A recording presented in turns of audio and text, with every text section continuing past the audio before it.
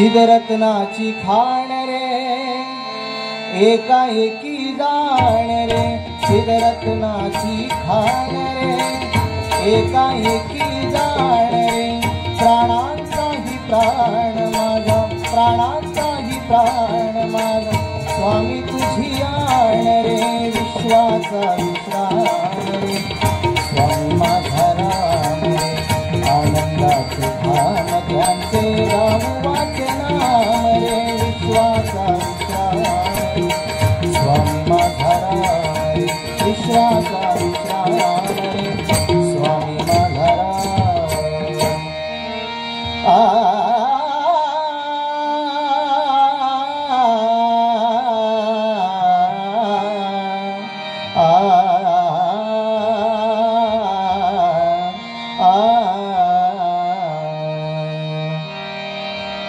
ओम नमो भगवते वासुदेवाय श्रीधरा. ओम नमो भगवते वासुदेवाय श्रीधरा. ओम नमो भगवते वासुदेवाय श्रीधरा. ओम नमो भगवते वासुदेवाय श्रीधरा. प्रसन्न होऊनी करी पावन म्या पामरा. प्रसन्न होऊनी करी पावन म्या पामरा. भम भम मुखी बोलती, भम भम मुखी बोलती, ऐसे चिनाद गरजती, नंदीवर बैसोनी,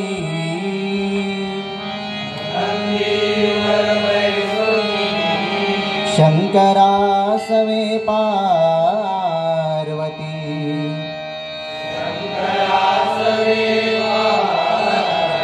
शंकरा सवे पार्वती.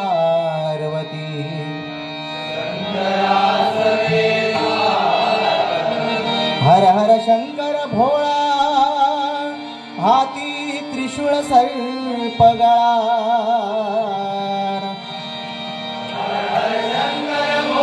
भोळा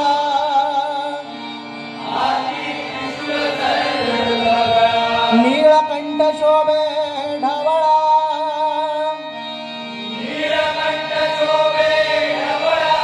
लावो मला त्याचा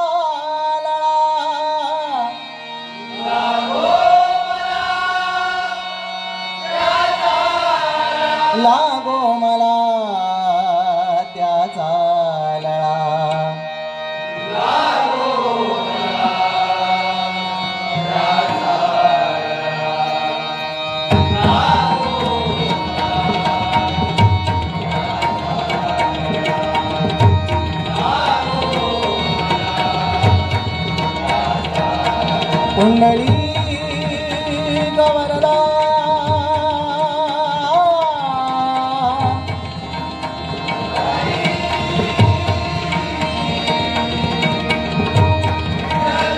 श्री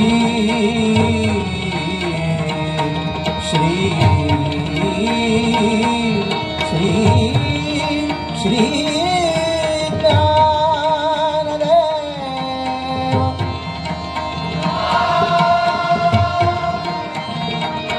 श्री पंढरीनाथ श्री गणपति गजानन प्रभु रामचंद्र प्रभु विश्वकर्मा जगद्गुरु दत्तात्रय सत्य संकल्पाचा दाता श्री सत्यनारायण श्री स्वामी समर्थ श्री साईनाथ परमपूज्य गगनगिरी श्रीदेव माणकेश्वर श्रीदेव जंबुकेश्वर श्रीदेव कुणकेश्वर श्रीदेव रामेश्वर श्रीदेव हरेश्वर श्रीदेव सिद्धिविनायक बजरंग हरि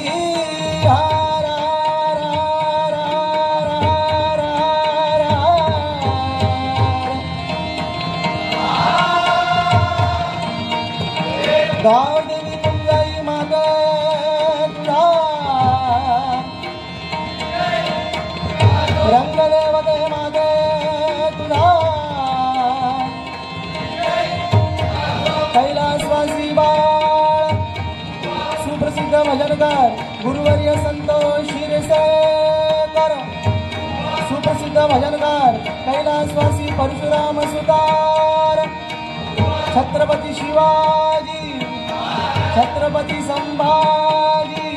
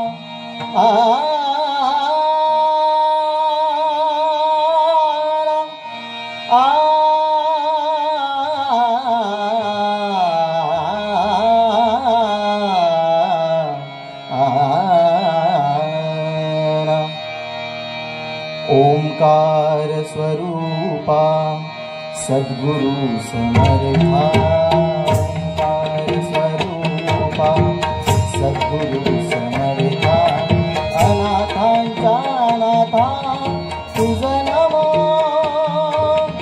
तुझ नमो तुझ नमो तुझ नमो तुझ नमो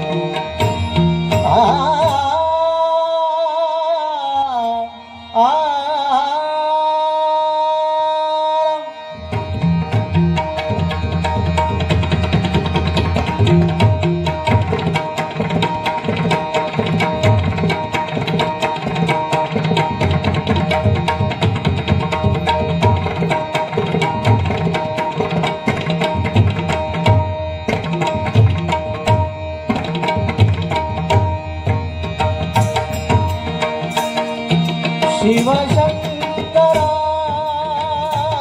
हरिहरा शिवशंकरा हरिहरा शिवशंकरा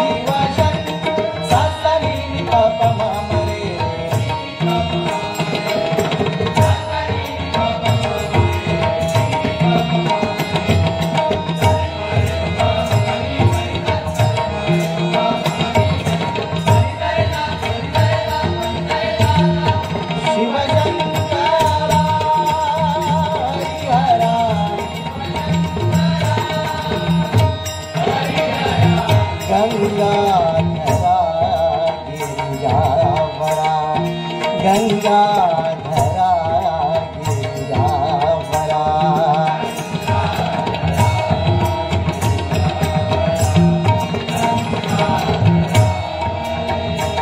गंगा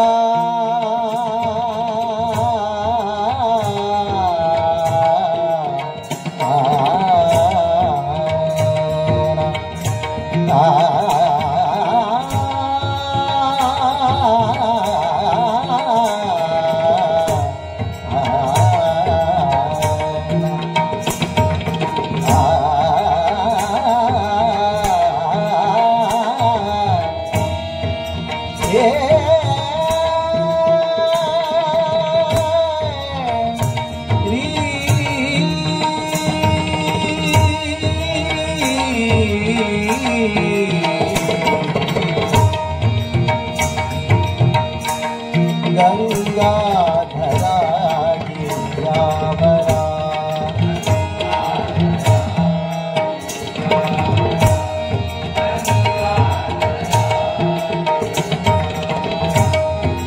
शशिशेखरा करुणाकरा शशिशेखरा करुणाकरा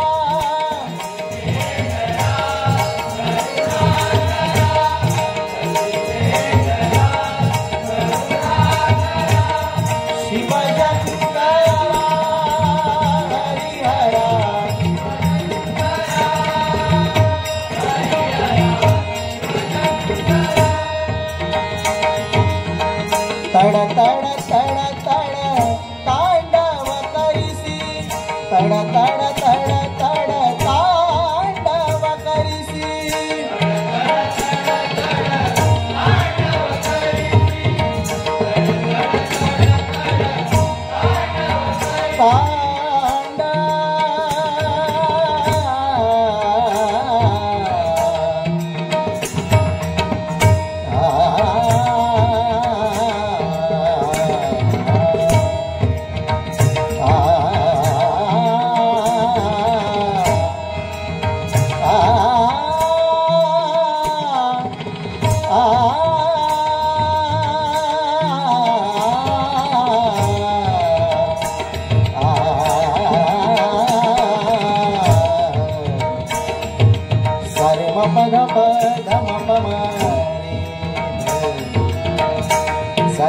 सारे म पद पद म प म प ध रे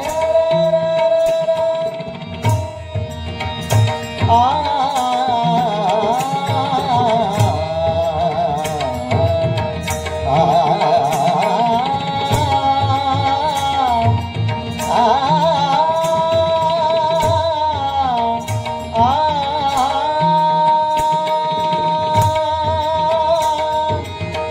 तड़ तड़ तड़ तड़ तांडव करिसी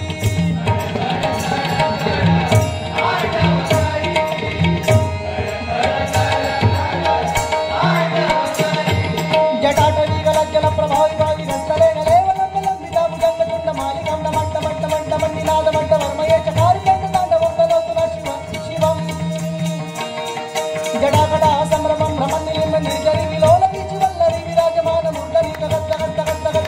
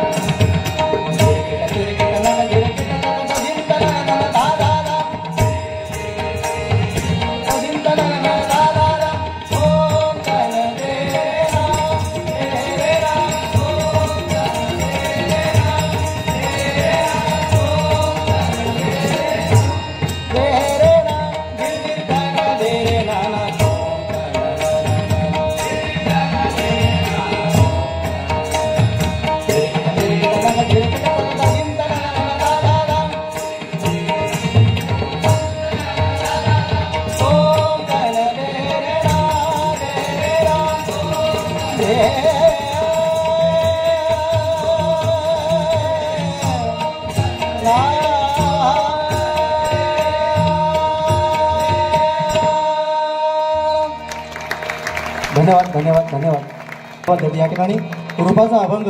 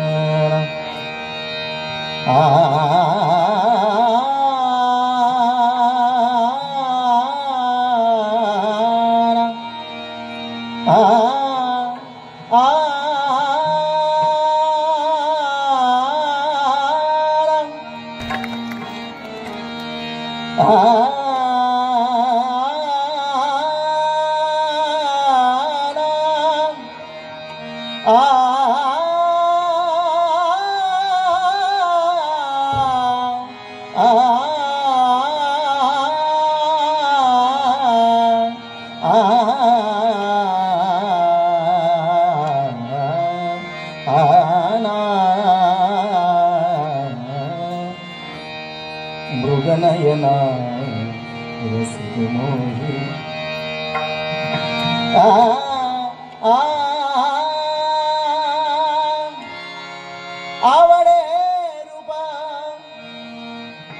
आवडे रूप गोधीर सगुण आवडे रूप गोधीर सगुण आवडे रूप गोधीर सगुण आवडे रूप गोधीर सगुण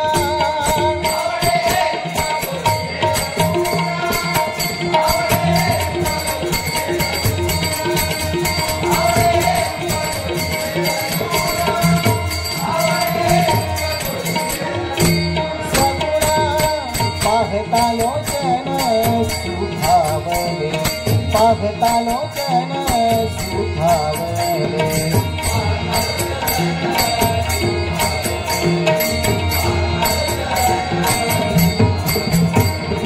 पाहता लोचन सुखावले पाहता लोचन सुखावले आता दृष्टी पुढे साथ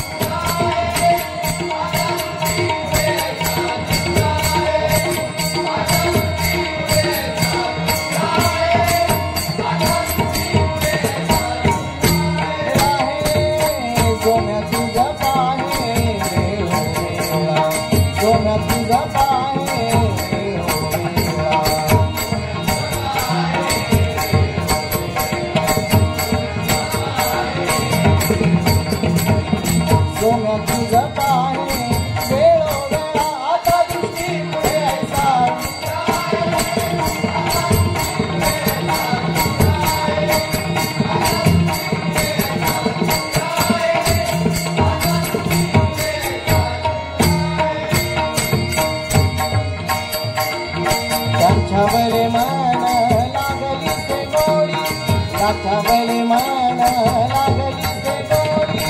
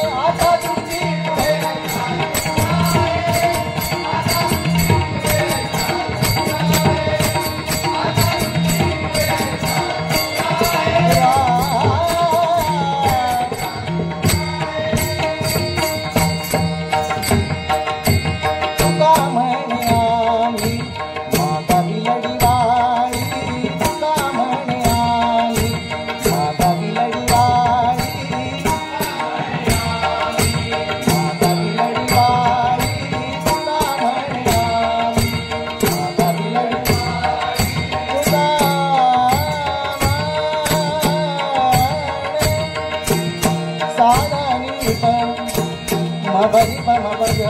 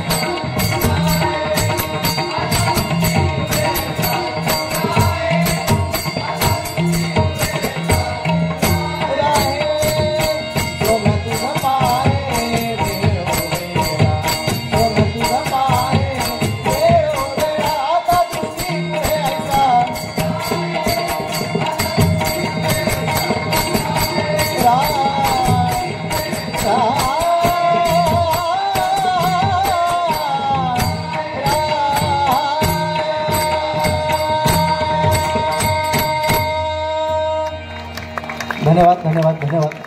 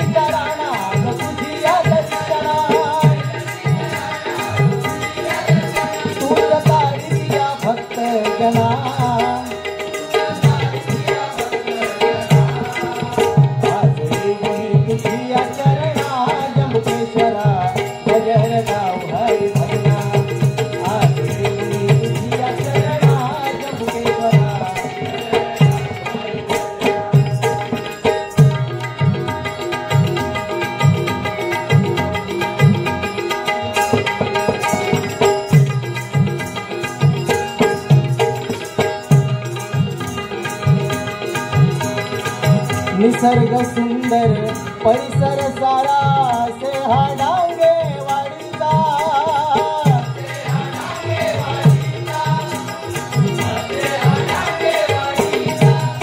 हो निसर्ग सुंदर परिसर सारा से हाडांगे वाडीचा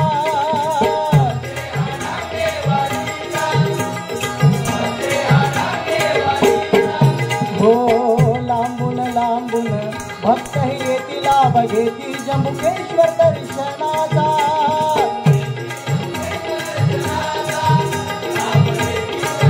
हो या ठिकाणी आल्यानंतर मन एवढं प्रसन्न होतं की पवित्र असे स्थानाने गेली. हा 46वा या ठिकाणी हा सोहळा साजरा होतो. या ठिकाणी आल्यावर मला जरा लेवल नाही दादा जरा मॉनिटर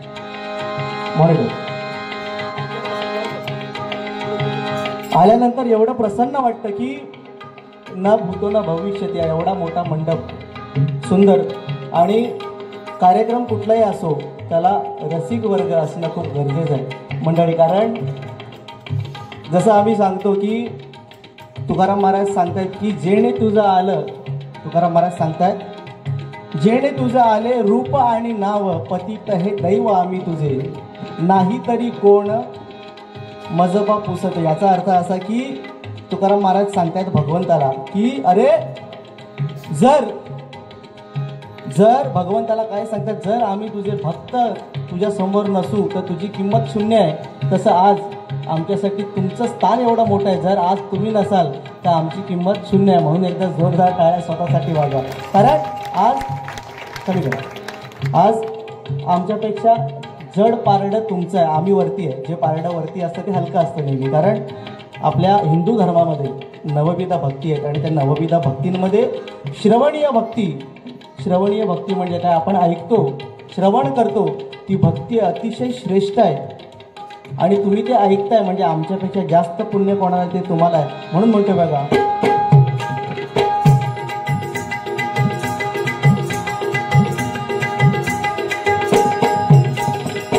निसर्ग सुंदर परिसर सारा, असे हा डांगे वाडीचा,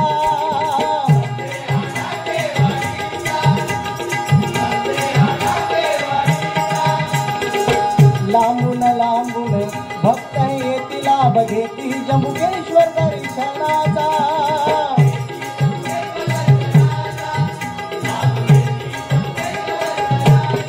हे आरती करीती मुठी नाम तुझे घेती, आरती करीती मुठी नाम तुझे घेती,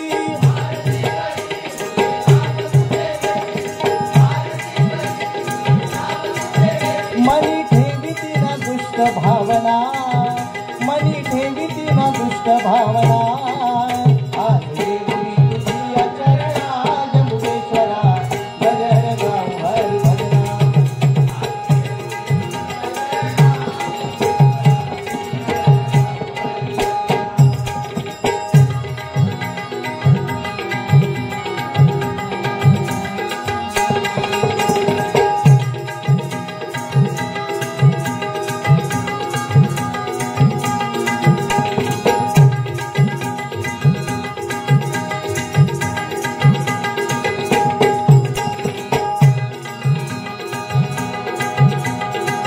माणुसकीचा धर्म हा मोठा देवा नाही कुणा त्याची चाड,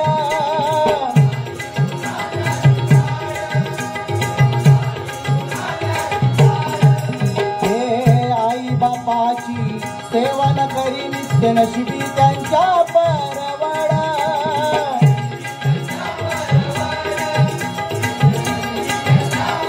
हो या कलियुगात माणुसकी शिवाय मोठा धर्म या कलियुगात नाही. आणि आई वडिलांची सेवा, आज आई वडिलांची सेवा म्हणजे काय, हा आपला देश जेव्हा एकही वृद्धाश्रम आपल्या या महाराष्ट्राच्या देशात जेव्हा दिसणार नाही, तेव्हा आपला भारत, तेव्हा आपला देश कुठेतरी आपण चांगला म्हणू. कारण आई वडिलांची सेवा करणं एवढं गरजेचं आहे मंडळी.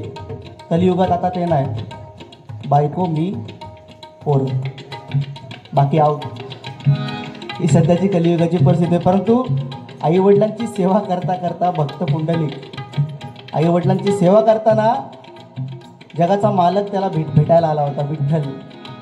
परंतु त्याने पहिला मान आपल्या आईवडिलांना दिला का, आणि त्याच्यातून आपल्याला ह्या कलियुगात काय शिकायचं आहे की आपल्याला आईवडिलांची सेवा करणं हे खूप महत्त्वाचं आहे. आणि गुरु आणि शिष्य, गुरु ह्या जगात जर आपण बघितलं तर प्रत्येक माणूस आपल्या गुरुस्थानी असतो.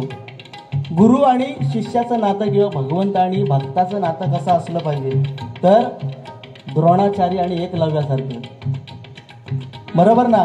आज एकलव्याचं नाव का घेतलं जातं आहे एवढ्या सगळ्यात महाभारतात, किंवा एकलव्याचं नाव एवढ्या जोराने का घेतलं जातं, कारण तो एवढा चांगला धनुर्धारी होता. ज्यावेळी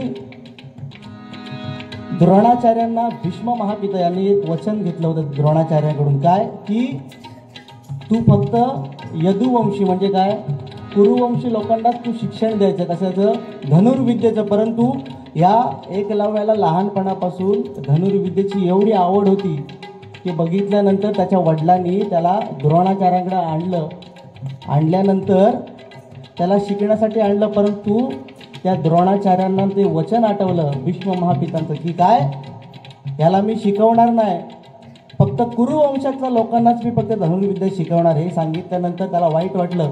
त्याचे वडील मात्र निघून गेले, परंतु आपल्या मुलाला दास म्हणून, एक सेवक म्हणून त्यांनी त्या द्रोणाचार्यांकडे ठेवलं. शेवटी द्रोणाचार्यांनी काय केलं, एक झोपडी बिचाराला बांधून दिली बाजूला, आणि त्याला काम काय दिलं की कौरव पांडव यांना ज्यावेळी मी धनुर्विद्या शिकवेन, ती धनुर्विद्या शिकवून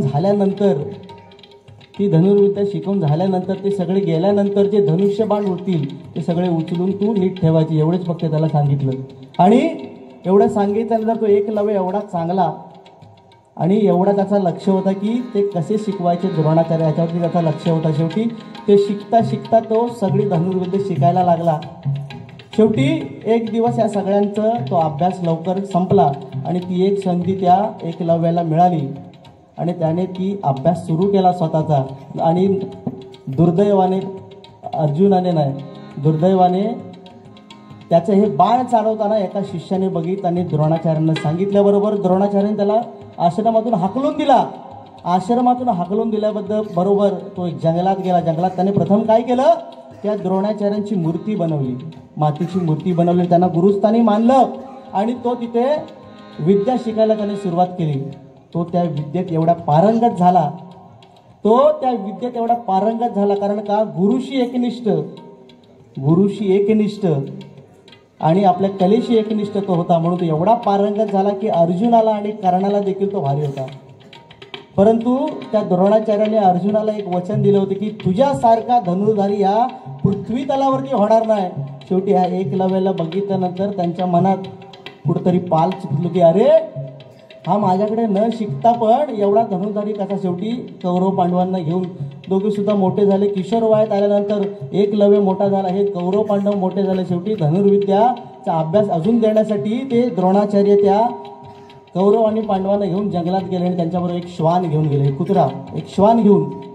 आता त्यावेळी त्या जंगलात एकलव्य देखील तपस्याला बसला होता, आपली अभ्यास करत होता त्या धनुर्धारी विद्येचा.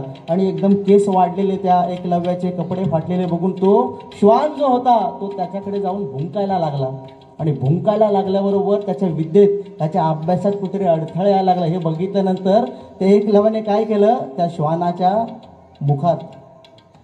मुखात 7 बाण असे मारले की त्याला कशाची इजा झाली नाही. त्या श्वानाला कशाची इजा झाली ना, असे 7 बाण मारले. आणि ते बाण मारल्यानंतर त्या श्वानाने तिथून पळ काढला आणि तो लगेच आपल्या गुरूंकडे आला, म्हणजे द्रोणाचार्याकडे येऊन बघितला.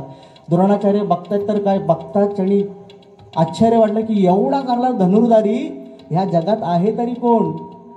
7 बाण त्याने असे मारले होते की त्याला एकही इजा झाली नाही. शेवटी त्या श्वानाला काय सांगितलं, जिथून तो आला तिथपर्यंत मला घेऊन चल. आणि घेऊन तो श्वान तिथपर्यंत गेल्यानंतर बघितलं की हा एकलव्य आहे.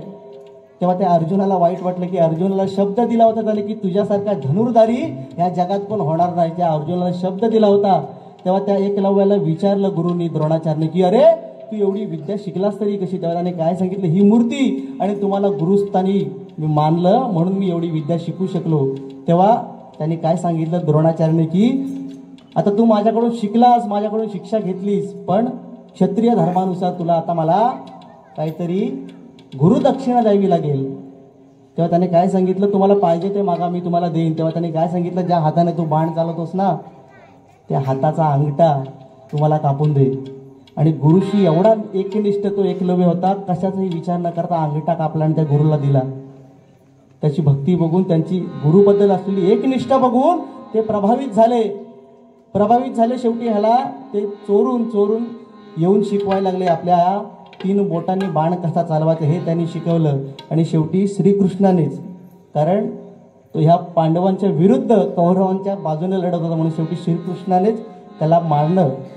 कोणाला, एकलव्याला. ते कसं, ते आपल्या महाभारतात त्याची कुठेच नोंद नाही आहे. पण श्रीकृष्णाने काय सांगितलं की मी कपट करून याला मारलं, कारण का भविष्यात हा एकलव्य तुम्हा सगळ्यांना भारी गेला असं. म्हणून गुरुप्रती किंवा देवाप्रती आपलं प्रेम, आपली भावना कशी असली पाहिजे. म्हणून म्हणतो बघा, ह्या कलियुगात भगवंताचं नामस्मरण आपण केलं पाहिजे. म्हणून म्हणतो बघा,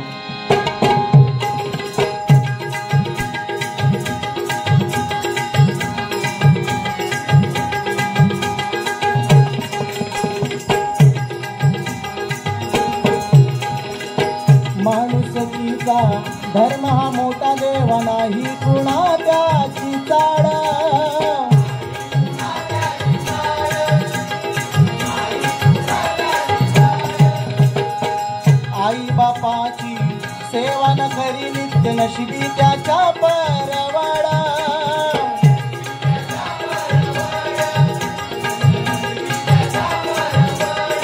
हे भाऊ झाला वैरी पाहुण्यांचा हो कैवारी भाऊ झाला वैरी पाहुण्यांचा हो कैवारी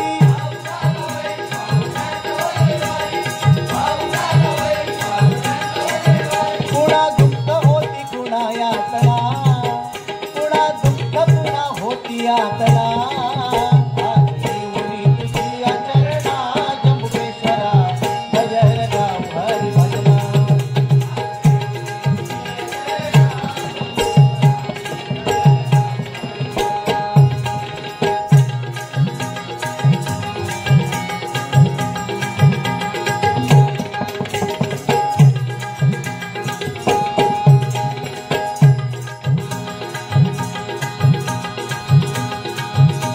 या ठिकाणी सन्माननीय राजेंद्र गणपत डांगे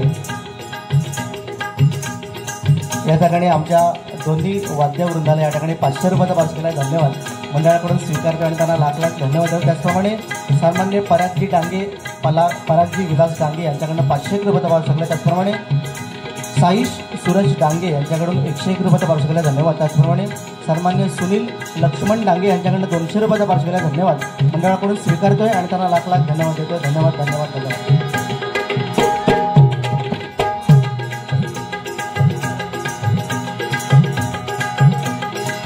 दारू गुटका जुगार मटका याची लागे कलियुगी ओढ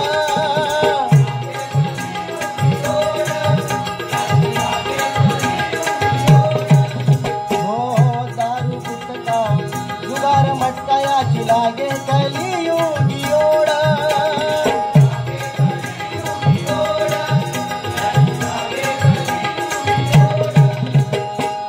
भजन कीर्तन नावड दया नित्य विषयी गाण्याची आवड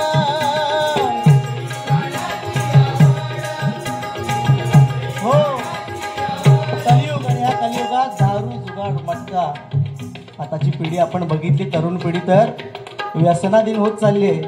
व्यसनाधीन म्हणजे एवढी परिस्थिती इली की आता मुंबईत आम्ही राहतो पण संध्याकाळी त्यांच्या थार होत नाही. ऑफिसमधून सुटतोय कधी आणि बसतोय कधी अशी सध्याची परिस्थिती आहे. कारण कलियुग आहे आणि ह्या कलियुगात आपल्याला ह्या व्यसनाधीन एवढी होत चालली आहेत. परंतु एकच सांगेन की माणसाने आपल्याला व्यसनाधीन झालं नाही पाहिजे. व्यसनाला आपल्या अधीन ठेवलं पाहिजे. एकदा मुंबईत आम्ही राहतो आणि त्याच्यामुळे खरी परिस्थिती इथे माझं ऑफिस आणि एक बाजूला ऑफिस आहे आणि अशी परिस्थिती त्या दिवशी घडली. तुम्हाला सांगतो या ठिकाणी माता भगिनी पण आहेत. सध्या ह्या सगळे खुश आहेत कारण का माहिती आहे त्यांना 1500 रुपये येतात. आमका काय नाही. आम्हाला पण येणार थोड्या दिवसांनी. पण सांगण्याचं तात्पर्य काय की ऑफिस मुंबईचे एवढे दगदगीचं जीवन आणि खरं सांगतो इथे माझं ऑफिस आणि बाजूला एक ऑफिस आहे आणि खरोखर बाजूच्या ऑफिसमध्ये शॉर्ट सर्किट झालं आणि आग लागली आणि सगळे जळून मेले. हो सगळे जळून मेले. कोणीच वाचलं नाही. फक्त एकच माणूस वाचला. कसा बसा कापत कापत घराकडे आला. घरात आला खुर्चीवर बसला डोक्याला हात लावून. आता थोड्यात बायको आली. बायकोने पाणी आणलं. शेवटी बायको ती हो तिका पण वाईट वाटला. बायको आली तांब्या दिला पाणी प्यायल्यानंतर बायकोने त्याला विचारला अहो झाला तरी काय एवढे टेन्शनमध्ये दिसतात तरी काय. तेव्हा त्याने काय सांगितलं अगं काय सांगू ऑफिसमध्ये माझ्या शॉर्ट सर्किट झालं आग लागली आणि म्हणतात सगळे जळून मेले फक्त मी एकटाच वाचलो. तर ती सांगते माझं कर्म चांगलं म्हणून तुम्ही वाचलात. तेव्हा तुम्ही वाचलात तरी कसे. तो म्हणता बाकी काय नाही तंबाखू खाल्ला होता तो थुकायला बाहेर गेलो म्हणून म्हणता.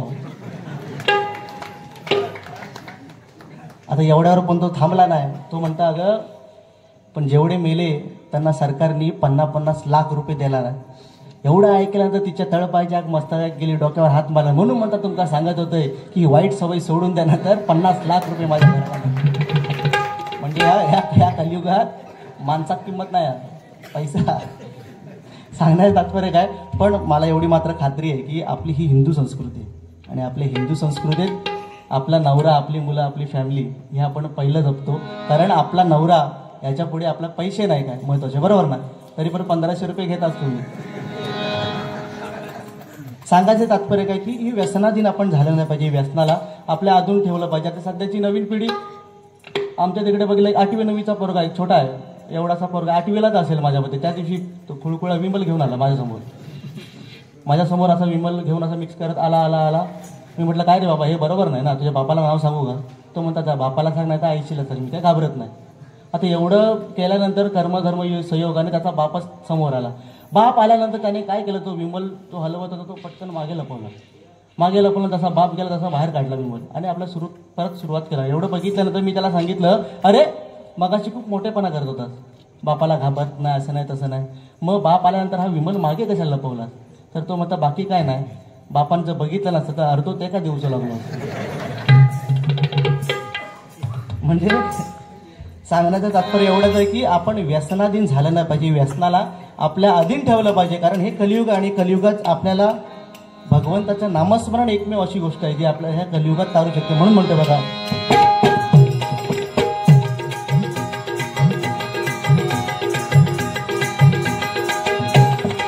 या ठिकाणी श्री सुनील बाळू डांगे यांच्याकडे 200 रुपये वाचलेला धन्यवाद.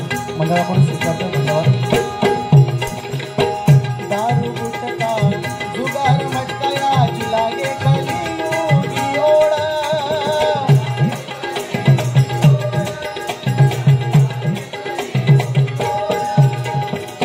भजन कीर्तन नावड दया नित्य विषयी गाण्याची आवड,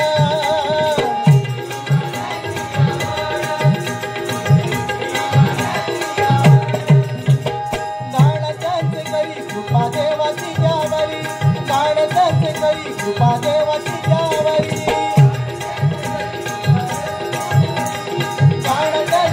कृपा देवाची. वंदी संतोष पामर चरणा, वंदी संतोष पामर चरणा,